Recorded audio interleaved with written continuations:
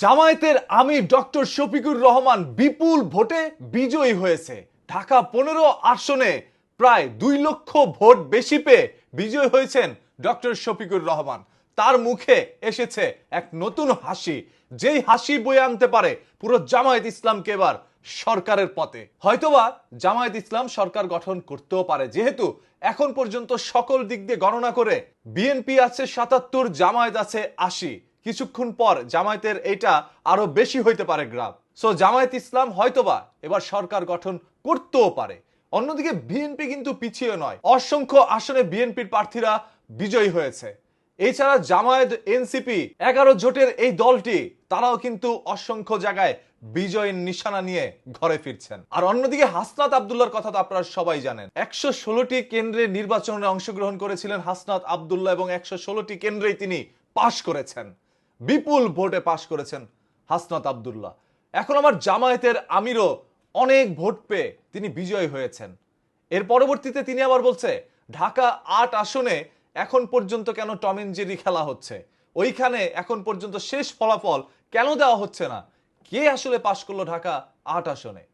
জামায়াতের আমিরের মুখের একটি হাসি দেখলে বোঝা যায় হয়তোবা তারা এবার বিজয় হয়ে ঘরে ফিরবে।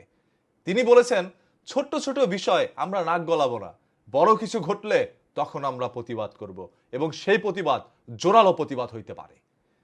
জামাতও ভাই কোনো দিক দিয়ে পিছিয়ে না, বিএনপিও তো কোনো দিক দিয়ে পিছিয়ে না। একরকম পুরো হাড্ডাহাড্ডি একটা লড়াই হচ্ছে। মানুষের মনের মধ্যে আগ্রহ জানার পাসটা আসলে কে করে, জামায়াত ইসলামী কি তাহলে পাশ করবে নাকি বিএনপি পাশ করবে? এখন পর্যন্ত জামায়াত ইসলাম এগিয়ে আছে, বিএনপি তার চেয়ে একটু পিছিয়ে আছে। যেখানে কথা ছিল চোখ বুঝে পাশ করে ফেলবে বিএনপি, সেখানে আজ বিএনপির পাশ করতে যেন অনেকটা হিমশিম খেতে হচ্ছে। এখনো বলা যায় না আসলে কোন দল আসবে সরকার হিসাবে। তবে একের পর এক জায়গায় জামায়াত এগিয়ে যাচ্ছে, তাও যেন তেন না। জামাত যেখানে নির্বাচিত হচ্ছে বিপুল ভোটে হচ্ছে, যেখানে হেরে যাচ্ছে বেশি একটা ভোটে কিন্তু হারছে না। আপনারা একটু গড় একটু হিসাব করলে বুঝতে পারবেন গড়ের মধ্যে কোন দল এগিয়ে আছে।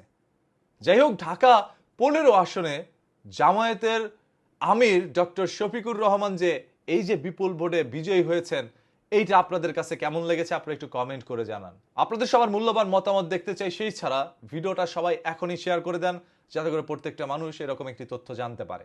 আমি সব সময় বলবো ইনসাফ কায়েম হোক এই দেশের মধ্যে, ইনসাফের জয় হোক। সেটা বিএনপি হইলেও হোক, জামায়াত হইলেও হোক, আমার কোনো আপত্তি নাই।